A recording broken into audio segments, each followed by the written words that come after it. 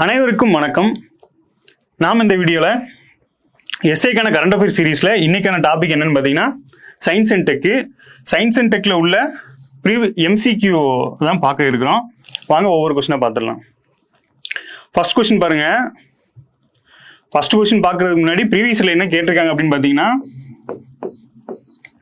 லாஸ்ட்டாக நடந்த 23ல் பார்த்தீங்கன்னா வயோமித்ரான்னு ஒரு கொஸ்டின் கேட்டிருப்பாங்க. வயோமித்ரா எதோடு தொடர்புடையன்னு கேட்டிருப்பாங்க? ககன்யான். அதே மாதிரி ககன்யான் இந்த இதுல ஆன்சரா கேட்டிருந்தது, அடுத்த இதுல கொஸ்டின் வந்திருக்கும். அதாவது ககன்யான் எதோடு தொடர்புடையது அந்த மாதிரி கேட்டிருப்பாங்க. இது எதோடு தொடர்புடையதுன்னா மனிதனை விண்வெளிக்கு அனுப்பும் திட்டம் தொடர்பானது. விண்வெளிக்கு அனுப்பும். ஸோ இதான் நமக்கு ப்ரீவியஸ்ல கேட்ட கொஸ்டின். இது போக லாஸ்ட் சண்டே நடந்த பிசி எக்ஸாம்ல என்ன கொஸ்டின் கேட்டிருந்தாங்க அப்படின்னு பார்த்தீங்கன்னா, இந்தியாவோட முதல் ஏவுதளம் எங்க இருக்கு அப்படின்னு பார்த்தீங்கன்னா, இந்த ராக்கெட் ஏவுதளம் எங்க இருக்கு அப்படின்னா ஆந்திராவில் உள்ள ஸ்ரீஹரிகோட்டால இருக்கு. ஸோ சமீபத்தில் நம்ம தூத்துக்குடி மாவட்டத்தில் உள்ள குலசேகரப்பட்டினம் வந்து இரண்டாவது ஏவுதளத்துக்காக தேர்வு செய்யப்பட்ட இடம். ஸோ இதை வந்து பிசி எக்ஸாம்ல கேட்டிருக்காங்க. ஸோ இதான் சயின்ஸ் அண்ட் டெக் ரிலேட்டடா ரீசெண்டா அண்ட் ப்ரீவியஸ் இயர்ல கேட்ட கேள்விகள். ஸோ இதை வச்சு தான் கொஸ்டின் பார்க்க போறோம். ஃபர்ஸ்ட் கொஸ்டின் பாருங்க. Which is the 100th rocket launched by ISRO into space அப்படின்னு சொல்லியிருக்காங்க. தமிழ்ல பாருங்க, இஸ்ரோவினால் விண்ணில் செலுத்தப்பட்ட 100வது ராக்கெட் எதுன்னு கேட்டிருக்காங்க. GSLV F-15 அப்படிங்கிற ராக்கெட் தான். ஸோ இது குரு 4ல இந்த கொஸ்டினை கேட்டிருக்காங்க. இந்த கொஸ்டினை எப்படி கேட்டிருந்தாங்க அப்படின்னா, இந்த GSLV F-15 ரக ராக்கெட் வந்து எந்த டேட்ல வந்து விண்ணில் செலுத்தப்பட்டது அப்படின்னு சொல்லி கேட்டிருக்காங்க. டேட் பார்த்தீங்கன்னா 29 ஜனவரி 2025 அப்படிங்கிறத ஆன்சரை வச்சு அதில் இன்னும் ஒரு 2-3 டேட்டை கொடுத்து வந்து கன்ஃபியூஸ் பண்ணியிருந்தாங்க. ஸோ இது குரு 4ல கேட்டது. ஸோ அதை பேஸ் பண்ணி தான் இங்கே ஒரு கொஸ்டின் பார்த்தீங்கன்னா GSLV F-15 ரக ராக்கெட் தான் இந்த இந்தியாவோட 100வது ராக்கெட் அப்படிங்கிறது சரியான ஆன்சர். நெக்ஸ்ட் கொஸ்டின் பாருங்க. How many years have passed since Aryabhata was launched into space? ஆரியப்பட்டாவானது விண்ணில் செலுத்தப்பட்டு எத்தனை ஆண்டுகள் நிறைவடைந்துள்ளதுன்னு கேட்டுங்க. ஸோ ஃபர்ஸ்ட் ஆப்ஷன் 50 இயர்ஸ் அப்படிங்கிறது தான். 50 இயர்ஸ் அப்படிங்கிறது ரைட் ஆன்சர். எப்போ அப்படின்னு பார்த்தீங்கன்னா 1975. அப்போ இப்போ என்ன நடக்குது? 2025. ஸோ 50 ஆண்டுகள் அப்படிங்கிறது சரியானது. இதே இதில் பார்த்தீங்கன்னா இந்த 75 மாற்றி போட்டிங்கன்னா 57 வரும். இதுதான் வந்து ஃபர்ஸ்ட் ரஷ்யா வந்து ராக்கெட்டை அனுப்புன வருஷம் 1957. ஸோ இப்படியும் படிச்சுக்கலாம். நெக்ஸ்ட் கொஸ்டின் பாருங்க. Which rocket was used to launch EOS-09 into space? தமிழ்ல பாருங்க, EOS-09 எந்த ராக்கெட் மூலம் விண்ணில் செலுத்தப்பட்டது அப்படின்னு சொல்லி கேட்டிருக்காங்க. PSLV C-61 அப்படிங்கிறது சரியான ஆன்சர். இந்த EOSக்கு என்ன அப்ரிவேஷன் பார்த்தீங்கன்னா என்விரான்மெண்ட் அப்சர்வ்டு, அதாவது கண்காணிப்பு அப்படின்னு சொல்லுவாங்க. அப்சர்வ்டு சேட்டலைட் அப்படிங்கிறதான் இதோட அப்ரிவேஷன். ஸோ இதோட ஷார்ட் ஃபார்ம் தான் இந்த EOSங்கிறது. கொஸ்டின் என்ன கேட்டிருக்காங்க? EOS-09 அப்படிங்கிறது எந்த ராக்கெட் மூலமா விண்ணில் செலுத்தப்பட்டுன்னு கேட்டிருக்காங்க. PSLV C-61 அப்படிங்கிற ராக்கெட் மூலமா. நெக்ஸ்ட் கொஸ்டின் பாருங்க. In which year was the Aditya space craft place into orbit? Aditya விண்கலம் எந்த ஆண்டு விண்ணில் நிலைநிறுத்தப்பட்டதுன்னு கேட்டிருக்காங்க. ஸோ முதல்ல இந்த ஆதித்யாங்கிறது என்ன அப்படின்னு பார்த்தீங்கன்னா, சூரியனை ஆய்வு பண்றதுக்காக இந்தியாவால் விண்வெளிக்கு செலுத்தப்பட்ட ஒரு விண்கலம் தான் இந்த ஆதித்யா அப்படிங்கிறது. ஸோ அந்த ஆதித்யா L1 அப்படின்னு வரும். சூரியனை ஆய்வு பண்றதுக்காக அனுப்பப்பட்டது. இது எந்த வருஷம் வந்து விண்ணில் நிலைநிறுத்தப்பட்டதுன்னு கேட்டிருக்காங்க. ஸோ 2024 அப்படிங்கிறது சரியான ஆன்சர். ஆதித்யா L1 சூரியனை ஆய்வு பண்றதுக்காக அனுப்பப்பட்ட ஒரு விண்கலம் அப்படிங்கிறத தெரிஞ்சுக்கோங்க. நெக்ஸ்ட் கொஸ்டின் பாருங்க. Who has become the second Indian to travel to space after Rakesh Sharma? Rakesh சர்மாவுக்கு பிறகு விண்வெளிக்கு சென்ற இரண்டாவது இந்தியர் யாருன்னு கேட்டிருக்காங்க. நமக்கு நல்லா தெரியும், ரீசெண்டா விண்வெளிக்கு சென்ற சுபான் சுக்லா அவர்கள் தான். இவரோட இன்னும் 3 பேரும் போயிருப்பாங்க. ஸோ அமெரிக்கால இருந்து விண்வெளி நிலையத்துக்கு போயிருப்பாங்க அப்படிங்கிறது. அப்போ இந்த ராகேஷ் சர்மா அப்படிங்கிறவரு எந்த வருஷம் ஆல்ரெடி போயிருக்காரு அப்படின்னு பார்த்தீங்கன்னா 1984 அப்படிங்கிறது தெரிஞ்சுக்கோங்க. ஸோ 1984லயே இந்தியால இருந்து ஒருத்தர் ராகேஷ் சர்மா அப்படிங்கிறவர் விண்வெளிக்கு சென்றிருக்காப்ல. இப்போ ரெண்டாவதா பார்த்தீங்கன்னா இந்த சுபான் சுக்லா வந்து ரீசெண்ட் டேஸ்ல விண்வெளிக்கு பயணம் செஞ்சுட்டு வந்திருக்காங்க. நெக்ஸ்ட் கொஸ்டின் பாருங்க. Which city is set to establish India's first quantum computing valley by January 2026? ஜனவரி 2026க்குள் இந்தியாவின் முதல் குவாண்டம் கம்ப்யூட்டிங் பள்ளத்தாக்கை நிறுவ உள்ள நகரம் எதுன்னு கேட்டிருக்காங்க. ஸோ இதுக்கு சரியான ஆன்சர்னு பார்த்தீங்கன்னா அமராவதி, ஆந்திர பிரதேசத்தில் உள்ள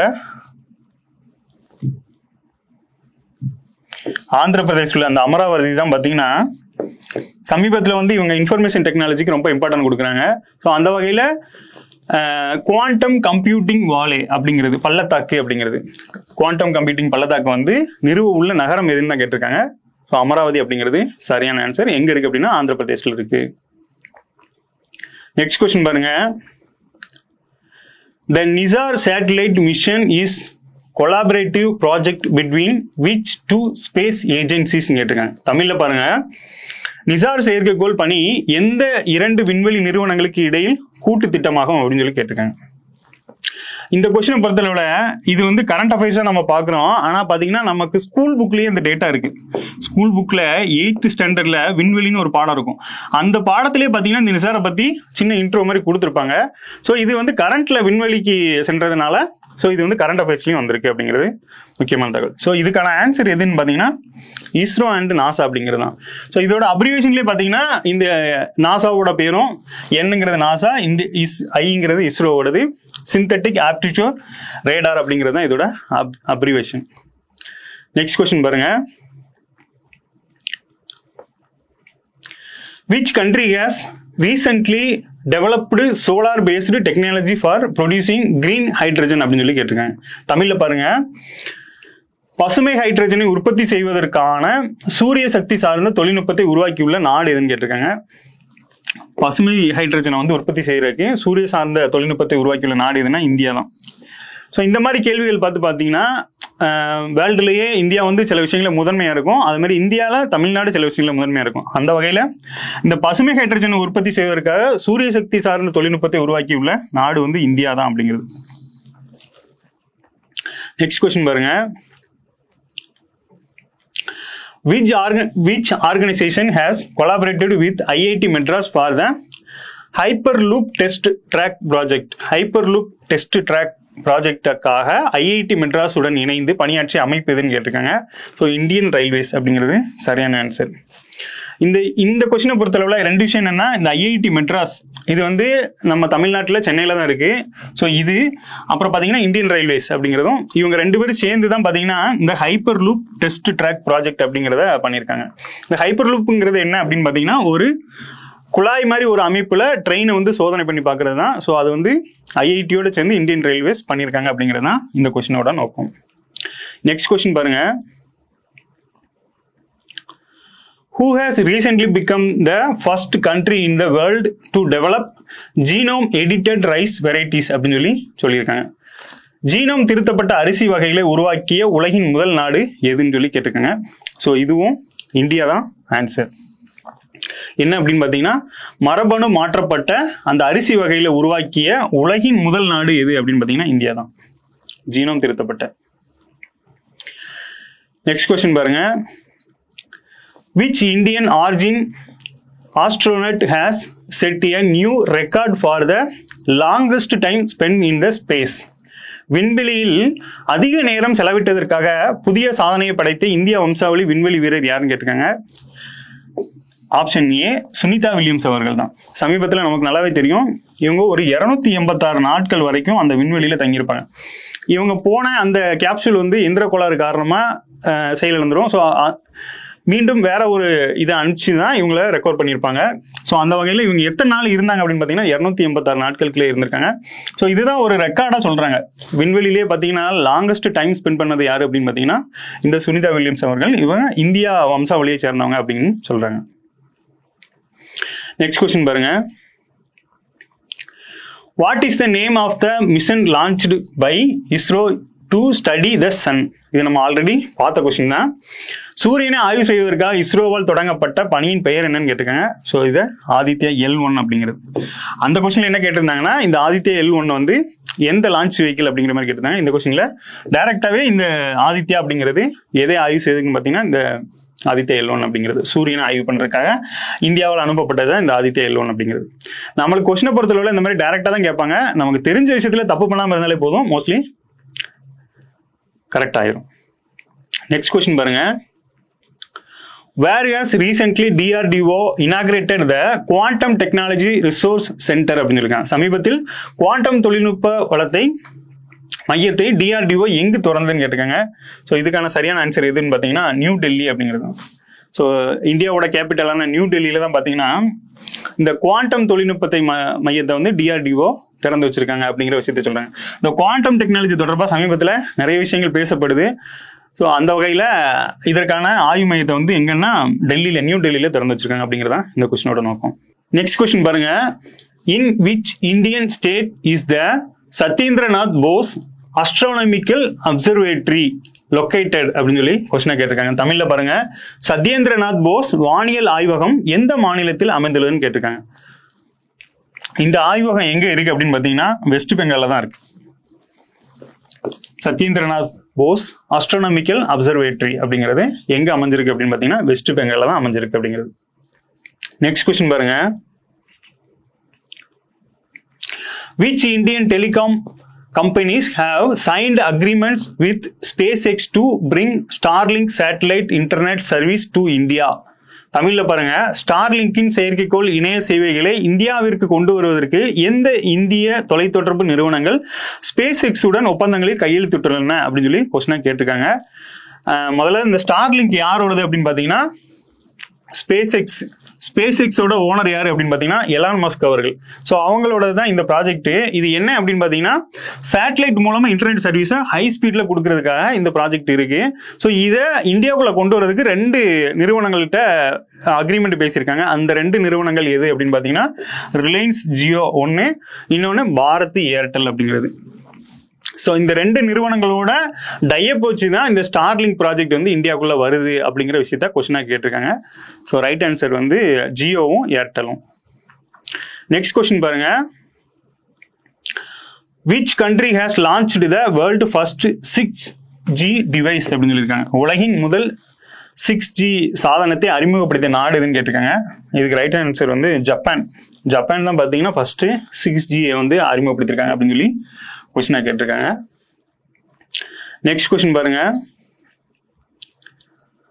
Which of the following supercomputer was launched by PM Narendra Modi as part of India's national supercomputing mission அப்படின்னு சொல்லியிருக்காங்க. இந்தியாவின் தேசிய சூப்பர் கம்ப்யூட்டிங் மிஷன் ஒரு பகுதியாக பிரதமர் நரேந்திர மோடியால் பின்வரும் எந்த சூப்பர் கம்ப்யூட்டர் வந்து தொடங்கப்பட்டதுன்னு கேட்டிருக்காங்க.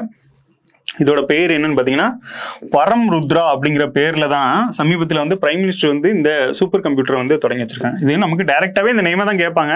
ஸோ இந்த நேமை மட்டும் நல்லா படிச்சு வச்சுக்கோங்க. பரம் ருத்ரா அப்படிங்கிறது இதோட பேர், இந்த சூப்பர் கம்ப்யூட்டரோட பேரு. ஸோ இதை வந்து PM வந்து இனாகிரேட் பண்ணியிருக்காங்க அப்படிங்கிற விஷயத்தையும் தெரிஞ்சுக்கோங்க. நெக்ஸ்ட் கொஸ்டின் பாருங்க. விச் ராக்கெட் கேரிட் த நிசார்க்கு அப்ரிவேஷன் கொடுத்துருக்காங்க பாருங்க. NASA, ISRO, synthetic aperture radar அப்படிங்கிறது. ஸோ அப்ரிவேஷன் கூட நம்மளுக்கு ப்ரீவியஸ் எல்லாம் கேட்டிருக்காங்க, நிறைய அப்ரிவேஷன்ஸ் கேட்டிருக்காங்க. ஸோ அந்த வகையில் இந்த மாதிரி கேட்டான். இது வந்து நம்மளுக்கு ஸ்கூல் புக்லயும் இருக்கு, பிளஸ் கரண்ட் அஃபேராகவும் இருக்கு அப்படிங்கிறது கூடுதல் தகவல். அடுத்ததா பாருங்க. இந்த நிசார் சேட்டலைட் இன்டோ ஸ்பேஸ் இன் ஜூலை 2025 கொடுத்திருக்காங்க. ஜூலை 2025 பாத்தீங்கன்னா நிசார் செயற்கைக்கோளை விண்வெளிக்கு கொண்டு சென்ற ராக்கெட்டோட பேர் என்னன்னு கேட்டிருக்காங்க. GSLV F-16 அப்படிங்கிறது தான் இதுக்கான சரியான ஆன்சர். இதுல பாருங்க, இந்த கொஸ்டின்ல முதல்ல நிசார் ப்ராஜெக்ட், நிசார் வந்து எந்த இரு நாட்டோட டைப் அப்படிங்கிறது இதுல கொடுத்துட்டாங்க. அடுத்து பாருங்க ஜூலை 25 அப்படிங்கிறது எப்போ லான்ச் பண்ணாங்கன்னு கொடுத்துட்டாங்க. அடுத்தது பாருங்க எந்த ராக்கெட் மூலமா போச்சு அப்படின்னு சொல்லி கொடுத்துட்டாங்க. இப்போ ஒரே கொஸ்டின்ல நம்மளுக்கு மல்டி லெவலில் ஆன்சர் இருக்கு அப்படிங்கிறது இந்த கொஸ்டின்லேருந்து தெரிஞ்சுக்கலாம். நெக்ஸ்ட் கொஸ்டின் பாருங்க. Chandrayaan 5 or LUPEX is a collaborative mission between India and which nation கேட்டிருக்காங்க. சந்திரயான் 5 அல்லது லூபெக்ஸ் என்பது இந்தியாவிற்கும் எந்த நாட்டிற்கும் இடையே கூட்டு பணியாகும் அப்படின்னு சொல்லி கேட்டிருக்காங்க. இது வந்து நம்ம எந்த நாட்டோட வச்சிருக்கோம் அப்படின்னு பார்த்தீங்கன்னா ஜப்பானோட இந்த கொலாபரேட்டிவ் ப்ராஜெக்ட் வச்சிருக்கோம். எந்த 2 ப்ராஜெக்ட்? சந்திரயான் 5ம் லூபெக்ஸ் அப்படிங்கிறதும் ஜப்பானோட டைப் பண்ணி பண்றோம் அப்படிங்கிறது. நெக்ஸ்ட் கொஸ்டின் பாருங்க. which spacecraft safely returned Sunita Williams to Earth in March 2025? March 2025 Sunita வில்லியம்ஸை எந்த விண்கலம் வந்து பாதுகாப்பா பூமிக்கு திரும்பி அனுப்பியது அப்படின்னு சொல்லி கேட்டிருக்காங்க. இது வந்து இந்த ஸ்பேஸ் எக்ஸோட கிரேவ் டிராகன் அப்படிங்கிற விண்கலம் தான் வந்து அவங்கள ரிட்டர்ன் கூட்டு வந்துச்சு. அவங்க ஃபர்ஸ்ட் போன அந்த இது வந்து எந்திர கோளாறு காரணமாக செயலிழந்ததுனால அவங்கள ரிட்டர்ன் பாதுகாப்பா கூட்டு வந்தது எதுன்னு பாத்தீங்கன்னா இந்த ஸ்பேஸ் எக்ஸோட கிரேவ் டிராகன் அப்படிங்கிறது தான். எப்போ அப்படின்னு பாத்தீங்கன்னா மார்ச் 25 இந்த மாதிரி கேட்பாங்க. நெக்ஸ்ட் கொஸ்டின் பாருங்க. When was India's first National Space Day celebrated officially? இந்தியாவின் முதல் தேசிய விண்வெளி தினம் எப்போது முதல் அதிகாரப்பூர்வமாக கொண்டாடப்பட்டது அப்படின்னு சொல்லி கொஸ்டினை கேட்டிருக்காங்க. நம்மளுக்கு இந்த தினங்கள் வருடங்கள் இதெல்லாம் நிறைய வரும். அந்த வகையில் இந்த கொஸ்டின் வந்து ஃப்ரேம் ஆயிருக்கு. எந்த டேட் அப்படின்னு பார்த்தீங்கன்னா 23 ஆகஸ்ட் 2024 அப்படிங்கிறது. அதாவது அந்த டேட் கொண்டாடப்பட்டது எப்போ அப்படின்னா இந்த டேட்ல. இப்போ கீழே ஒன்று இருக்கு பார்த்தீங்களா, இது கன்ஃபியூஸ் பண்றதுக்கு வாய்ப்பு இருக்கு. ஏன் அப்படின்னு பார்த்தீங்கன்னா இந்த டேட்ல தான் அந்த சந்திரயான் வந்து சந்திரனோட தென் பகுதியில் அந்த புள்ளியில போய் சென்றடைஞ்சிருக்கும். ஸோ அந்த டேட்டை தான் நம்ம வந்து கொண்டாடிட்டு இருக்கோம். ஆனால் இந்த வருஷத்துல அது சென்றிருக்கோம். இதுக்கு அடுத்த வருஷத்துல இருந்து தான் நம்ம அந்த டே வந்து செலிப்ரேட் பண்ணிட்டு இருக்கோம். அது ஒரு முக்கியமானது. ஸோ இந்த மாதிரி கன்ஃபியூஸ் பண்றதுக்கு வாய்ப்பு இருக்கிறதுனால இந்த டேட்டை நல்லபடியாக பார்த்துக்கோங்க. ஸோ இதை நம்ம வந்து தேசிய விண்வெளி தினமா கொண்டாடிட்டு இருக்கோம் அப்படிங்கிறது. அப்போ இந்த டேட்டை பாருங்களேன். இந்த ஆகஸ்ட் 15 என்ன நடந்திருக்கும் அப்படின்னா இந்தியாவுக்கு வந்து 1969 இந்த ஆகஸ்ட் 15 தான் பாத்தீங்கன்னா இஸ்ரோ வந்து உருவாயிருக்கும். ஸோ அதுவுமே ஒரு கொஸ்டினா இருக்கு, சேர்த்து பார்த்துடலாம். நெக்ஸ்ட் கொஸ்டின் பாருங்க. How long did Shubhanshu Shukla remain aboard the International Space Station? சர்வதேச விண்வெளி நிலையத்தில் சுபான்சு சுக்லா எவ்வளவு காலம் தங்கியிருந்தார் அப்படின்னு சொல்லி கொஸ்டினா கேட்டிருக்காங்க. நம்மளுக்கு ஒரு கொஸ்டினை கேட்டு அவரோட பேர் என்னன்னு கேட்டா டக்குன்னு நமக்கு ஞாபகத்தில் வந்துடும். ஆனா இந்த மாதிரி நியூமெரிக்கல் டேட்டா கொஞ்சம் கன்ஃபியூஸ் பண்றதுக்கு அதிகபட்ச வாய்ப்பு இருக்கு. ஸோ இந்த மாதிரி கேட்கும்போது இதுக்கான ஆன்சர் என்ன அப்படின்னு பார்த்தீங்கன்னா 18 days. இந்த நம்பர்ஸை வந்து எதோடய லிங்க் பண்ணி படிக்கும்போது நம்மளுக்கு வந்து கொஞ்சம் மெமரியில இருக்கும் அப்படிங்கிறது இந்த கொஸ்டின்ல நம்ம தெரிஞ்சுக்க வேண்டியது. அடுத்து நெக்ஸ்ட் கொஸ்டின் பாருங்க. which radar bands were used in Nizar and which countries developed them அப்படின்னு சொல்லியிருக்காங்க. நிசார்ல இருக்கிற எந்த ரேடார் பட்டைகள் பயன்படுத்தப்பட்டுள்ளன, அவற்றை எந்த நாடுகள் உருவாக்கி உள்ளது அப்படின்னு சொல்லியிருக்காங்க. இதுல வந்து 2 பேண்ட் பயன்படுத்தியிருப்பாங்க. அந்த பேண்ட் எந்த நாடு வந்து உருவாக்கி இருக்காங்க அப்படின்னு சொல்லி கொஸ்டினா கேட்டிருக்காங்க. இதுல வந்து எல் பேண்ட் வந்து யூஎஸ்ஏ ஓடது, எஸ் பேண்ட் வந்து இந்தியாவோடது அப்படிங்கிறது சரியான ஆன்சர். இது வந்து இந்த கொஸ்டின்லயே நீங்க அதை நெக்லெக்ட் பண்ணியே பாத்துடலாம். ஜப்பான் வராது, பிரான்ஸ் வராது, சீனா வராது. அப்போ எதெல்லாம் வரும்னா யூஎஸ்ஏவும் இந்தியாவும். ஏன்னா நிசாருங்கிற பேரே நாசாவும் இஸ்ரோவும் சேர்ந்து உருவாக்குனதா. ஸோ இதை எலிமினேட் பண்ணி கூட நீங்க ஆன்சர் பண்ணிடலாம். அப்போ எல் பேண்ட் எதோடதுன்னா யூஎஸ்ஏவோடது, எஸ் பேண்ட் எதோடனா இந்தியாவோடது அப்படிங்கிறது சரியான ஆன்சர். நெக்ஸ்ட் கொஸ்டின் பாருங்க. How many days did Sunita Williams spend on her most recent ISS mission அப்படின்னு சொல்லியிருக்காங்க. சுனிதா வில்லியம்ஸ் தனது சமீபத்திய ISS பயணத்தில் எத்தனை நாட்கள் செலவிட்டார் அப்படின்னு சொல்லி கேட்டிருக்காங்க. ஸோ இதுவும் பார்த்தீங்கன்னா நியூமெரிக்கல் டேட்டா தான். 286 நாட்களை வந்து அவங்க செலவழிச்சிருப்பாங்க. இவங்க தான் பார்த்தீங்கன்னா விண்வெளியில லாங் டைம் ஸ்பெண்ட் பண்ணதா சொல்லப்படுது. ஸோ 286 நாட்கள் அப்படிங்கிறது. நெக்ஸ்ட் கொஸ்டின் பாருங்க. Which satellite was launched by ISRO using the GSLV F-15 rocket in January அப்படின்னு சொல்லியிருக்காங்க. ஜனவரி மாதம் GSLV F-15 ராக்கெட் பயன்படுத்திய இஸ்ரோ ஏவிய செயற்கைக்கோளின் பெயர். அதாவது இந்த ராக்கெட் கொண்டு போன செயற்கைக்கோளோட பெயர் எதுன்னு கேட்டிருக்காங்க. NVS-02 அப்படிங்கிறது சரியான ஆன்சர். NVS-02 அப்படிங்கிறது. இல்ல இந்த NVS கொஸ்டின்ல வச்சு இது வந்து இந்த சேட்டலைட்டை வந்து எந்த ராக்கெட் கொண்டு போச்சுன்னு கேட்பாங்க. இது சரியான ஆன்சரா இருக்கும். ஸோ இந்த கொஸ்டினையும் பார்த்துக்கோங்க. நெக்ஸ்ட் கொஸ்டின் பாருங்க. which is India's most advanced weather satellite recently launched by ISRO அப்படின்னு சொல்லி கேட்டிருக்காங்க. சமீபத்தில் இஸ்ரோவால் அனுப்பப்பட்ட இந்தியாவின் மிகவும் மேம்பட்ட வானிலை செயற்கைக்கோள் எதுன்னு கேட்டிருக்காங்க. இன்சாட் 3DS அப்படிங்கிறது. இது பாத்தீங்கன்னா இந்த இன்சாட் வகை செயற்கைக்கோளை சமீபத்தில் குரூப் 1 கொஸ்டின்ல கேட்டிருந்தாங்க. குரூப் 1 கொஸ்டின்ல இந்த இன்சாட் வகை செயற்கைக்கோளை பத்தி கேட்டிருந்தாங்க. இப்போ நமக்கு என்ன கொஸ்டின் அப்படின்னு பார்த்தீங்கன்னா, இஸ்ரோவில் அனுப்பப்பட்ட இந்தியாவின் மிகவும் மேம்பட்ட வானிலை செயற்கைக்கோள் எதுன்னு கேட்டிருக்காங்க. ஸோ இன்சாட் 3DS அப்படிங்கிறது சரியான answer.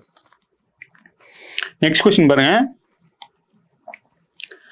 Elon Musk company space provides satellite based high speed internet under which name அப்படின்னு சொல்லி கேட்கிறேன். இது நமக்கு ஆல்ரெடி வந்த கொஸ்டின் தான். எலான் மஸ்கோட ஸ்பேஸ் எக்ஸ் நிறுவனம் எந்த பெயரில் செயற்கைக்கோள் அடிப்படையில் இணைய சேவை வழங்குகிறது அப்படின்னு சொல்லியிருக்காங்க. ஸ்டார்லிங்க் அப்படிங்கிறது தான்.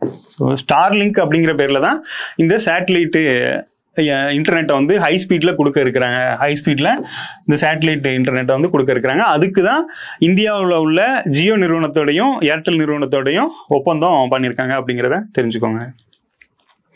நெக்ஸ்ட் கொஸ்டின் பாருங்க. Which institute partnered with ISRO to design the indigenous semiconductor chip IRIS for space use அப்படின்னு சொல்லியிருக்காங்க. விண்வெளி பயன்பட்டிருக்கா உள்நாட்டில் குறைக்கடத்தி சிப் ஐரிஸ் ஐ வடிவமைக்க இஸ்ரோவுடன் கூட்டு சேர்ந்த நிறுவனம் எதுன்னு கேட்டிருக்காங்க. ஐஐடி மெட்ராஸ் அப்படிங்கிறதான். ஸோ ஐஐடி மெட்ராஸோட சேர்ந்து தான் இந்த ஐரிஸ்ங்கிற பேர்ல செமிகண்டக்டர் சிப்பை ஒன்று தயாரிச்சிருக்காங்க. யாரு? இஸ்ரோவும் ஐஐடியும் சேர்ந்து இதை தயாரிச்சிருக்காங்க அப்படிங்கிறது.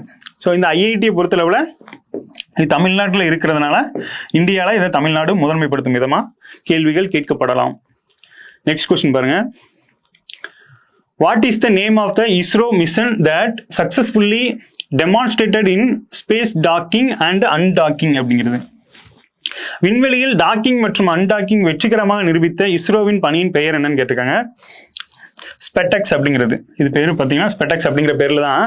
அதாவது 2 செயற்கைக்கோள் அனுப்பிச்சிருவாங்க. அது போய் மேலே போயிட்டு டாக்கிங்கும் பண்ணி அன்டாக்கிங்கும் பண்ற விஷயத்த பண்றது தான் இந்த ஸ்பெட்டெக்ஸ் அப்படிங்கிறது. ஸோ இந்த மிஷனை பற்றி தான் கேட்டிருக்காங்க. Docking and undocking. Next question பாருங்க. In which of the following years ISRO was established அப்படின்னு சொல்லியிருக்கேன். பின்வரும் எந்த ஆண்டில் இஸ்ரோ நிறுவப்பட்டது? 1969. என்ன டேட் அப்படின்னு பார்த்தீங்கன்னா ஆகஸ்ட் 15 அப்படிங்கிறது. தற்போது இஸ்ரோவோட தலைவர் யார் அப்படின்னு பார்த்தீங்கன்னா வி நாராயணன் அவர்கள் தான் தற்போதைய தலைவராக இருக்காங்க. ஸோ நமக்கு டைரக்டா சில கொஸ்டின் கேட்டிருப்பாங்க. அந்த மாதிரி கேட்கும்போது இந்த இயரு தற்போதைய சேர்மன் யாரு அப்படிங்கிறது. இதுதான் இஸ்ரோ பத்தின பேசிக் டேட்டா. நன்றி. மீண்டும் அடுத்த வீடியோவில் சந்திப்போம்.